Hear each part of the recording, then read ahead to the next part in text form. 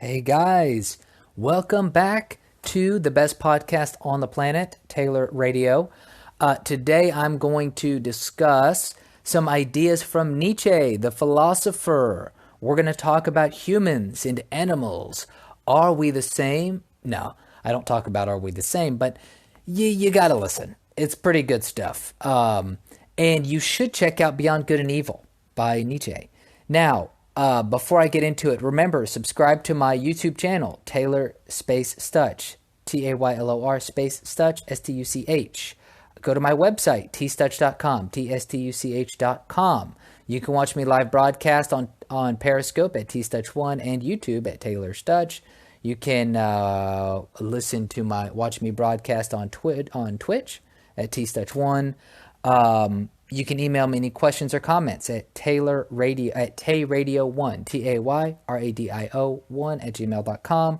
Thank you. Enjoy the show. I have been reading, or should I say listening, to Nietzsche. So Nietzsche, and there's been some really interesting concepts that I've come across listening to him. So first off, why did I get into Nietzsche and why you might want to consider doing it as well? So I have known about Nietzsche, the philosopher, for, a long time, probably since I was in high school. But I never read any of his philosophy. I heard around the edges, I heard things about it like, usually I heard negative things about it. And so I didn't pursue it. Also, because I was in search of philosophy and ideas that reinforced my way of thinking. It reinforced my ideas in philosophy and the philosophies I already were looking into. So I felt as though maybe his line of reasoning and thinking wouldn't suit me at the time, and I thought I would disagree with it. Also, let's be frank, sometimes we just don't feel like challenging ourselves intellectually and mentally.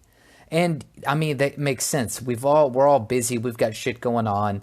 Sometimes you just don't have time to try to re-engineer your worldview and your perspective. However, recently, mostly because I've been hearing it from, over the last several years, some very prominent thinkers that I have been listening to all reference Nietzsche.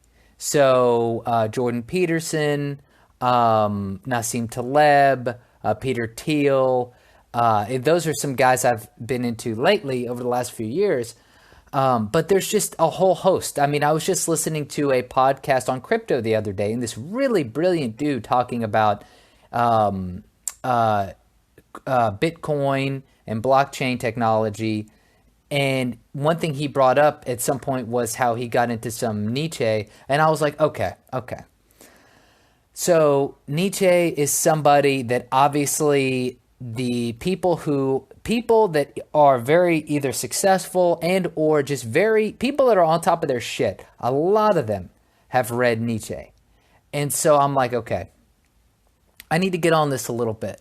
I need to figure out, what is this guy about? Why are people so into his philosophy?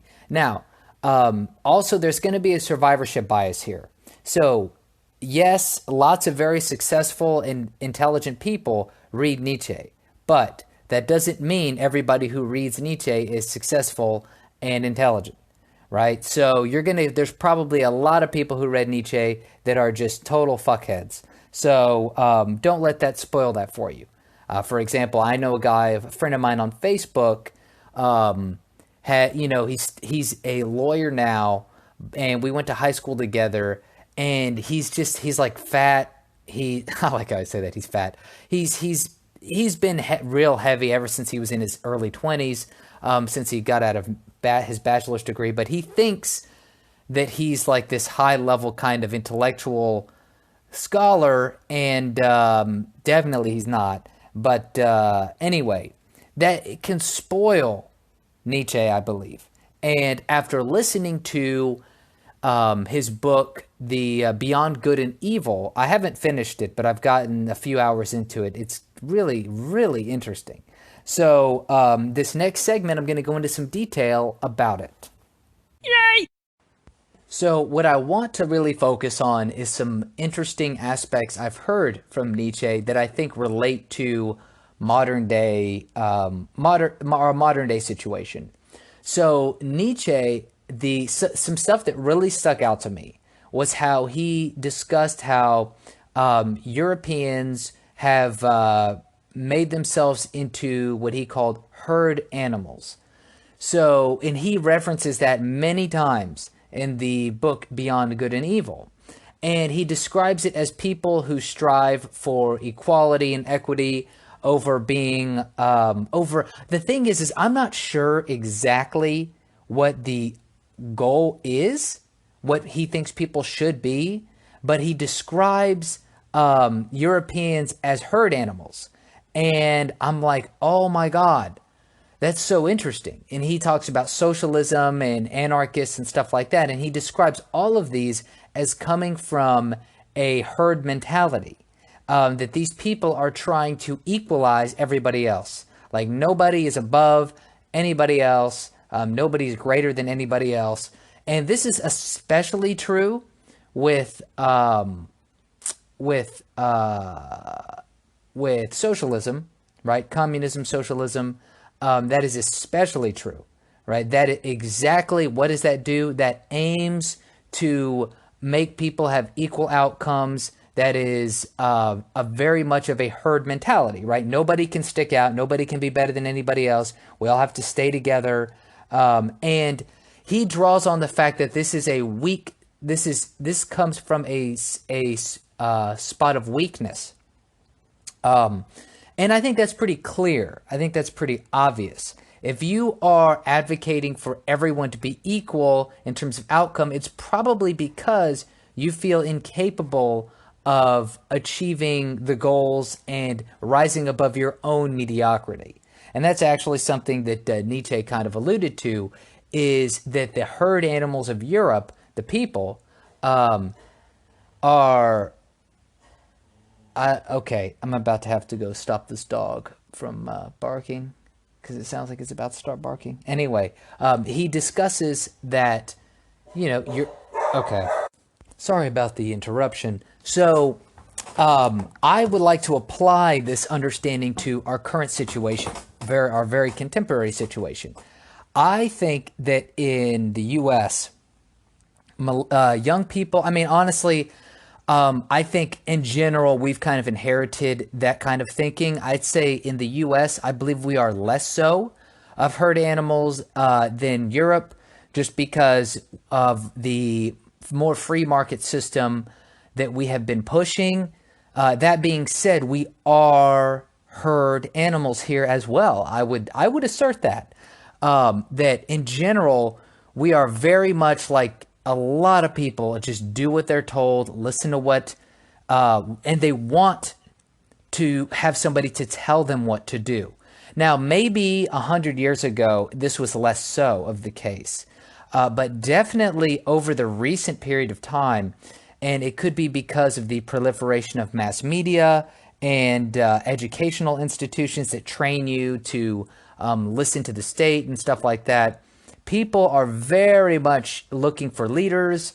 And currently in the U.S., there's this, socialism's becoming very popular, especially on the left, and I guess it has to be on the left. And so that is very much an expression of our herd mentality, right? It's very much an expression of nobody's going to be better than anyone else. Nobody can be better than me. I'm average. Everyone else is going to be average too. And I would say that in the US currently, that seems to be very pervasive. So I actually want to continue and talk about this as it relates specifically to millennials. So let me go ahead and run an ad and a sponsorship segment, and we'll be right back. Okay, so we are back. Welcome back. So what I wanted to bring this back to was millennials. I thought about just the other day I talked about millennials, the wandering millennials, how in the current economy, the old pathways that used to kind of work for millennials have not, and millennials spend a lot of time in school, and once we get out of school, then we realize we don't like the way the trajectory the pathways have been putting us on, and so now we just start to learn. Right, I talked about that earlier. Like, we don't even start learning until after college, because then we start figuring out, well, we don't like where our life is. How can we make it better? But I would also put forth the idea that one problem millennials are having is because the old economic systems, or not the old economic systems, but the old pathways that led to kind of like a comfortable middle class living, or maybe not comfortable, but a middle class living, because those pathways aren't working as well as they used to, millennials are uh, we are being shown for what we are to a degree, and that is the herd mentality. People are now wandering around looking for leaders, looking for somebody to show them what they need to do. What was interesting is when I was in college, I came across a lot of this type of thinking. It was the professors had got in the habit of very much teaching and giving guides about exactly what would be on an exam. Things were very much like, this is what we're studying today. This will be on the exam. Here's a review that will have almost everything like the exam. And very much, I ran into people that would talk to the professor after the class or would go to the office hours and just basically wanted somebody to hold their hand through the process. And that seems to be a big problem with millennials as we talk about hand holding. But I would say that's true. That's a problem. There's definitely an entitlement culture. But beyond just the entitlement culture, there's also a herd mentality on underneath of that as well. So everybody is always looking for, okay, who's going to show me the way? Who's going to be my shepherd? Is kind of like what's going on. Except because most other people in American society are similar, even the Gen Xers and boomers, because so many people are in the herd mentality, so many people are encapsulated in this way of thinking, nobody's taking the lead, right?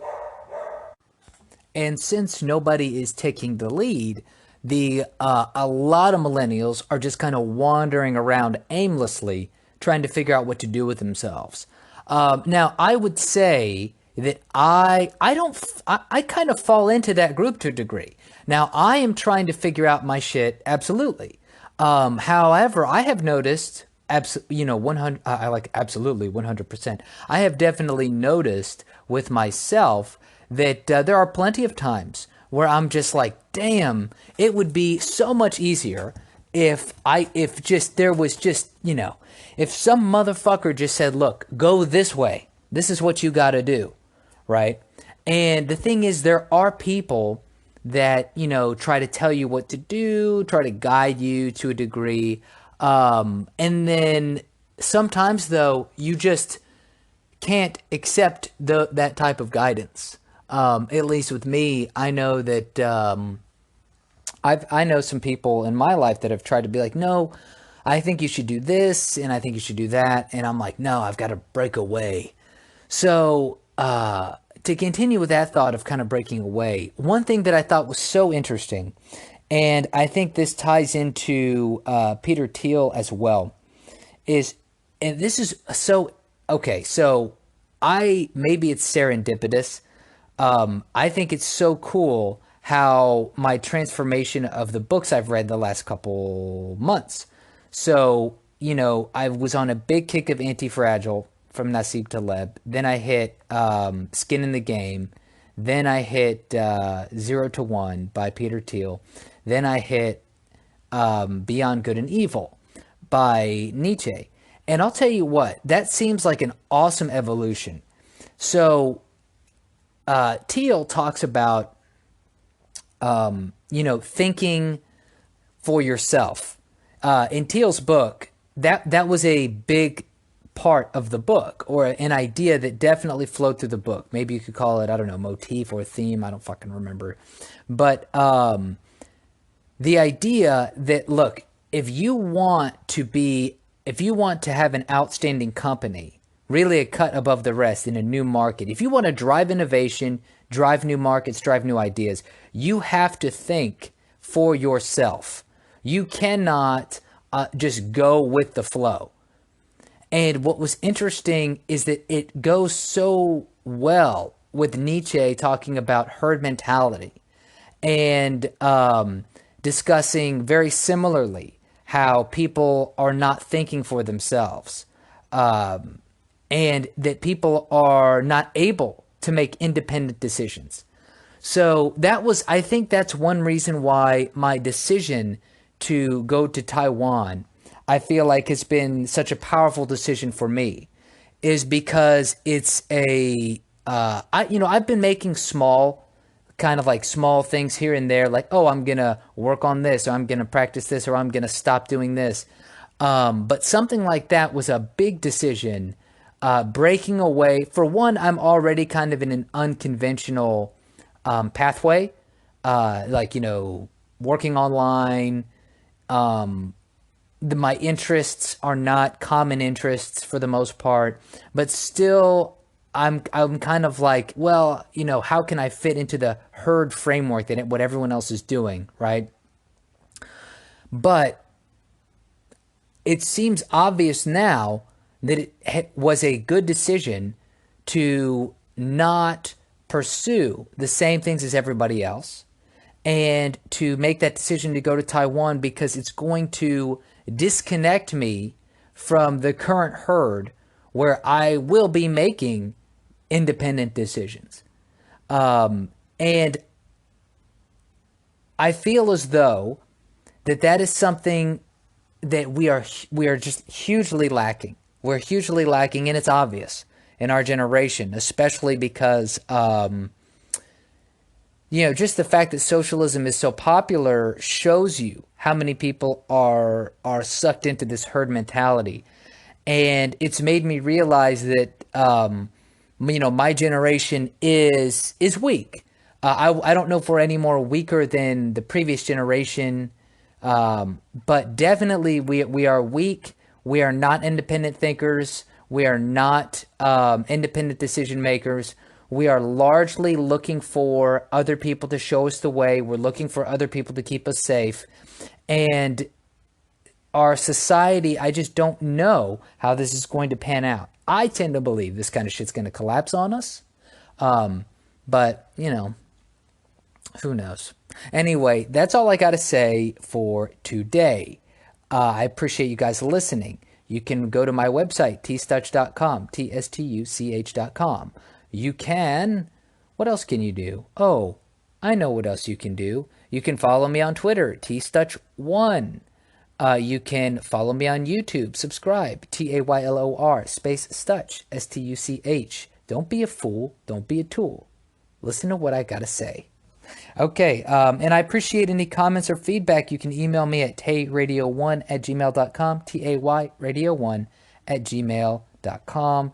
Thank you for listening. Have a fantastic day. The podcast you just heard was made using Anchor. Ever thought about making your own podcast? Anchor makes it really easy for anyone to get started. It's a one-stop shop for recording, hosting, and distributing podcasts. Best of all, it's 100% free.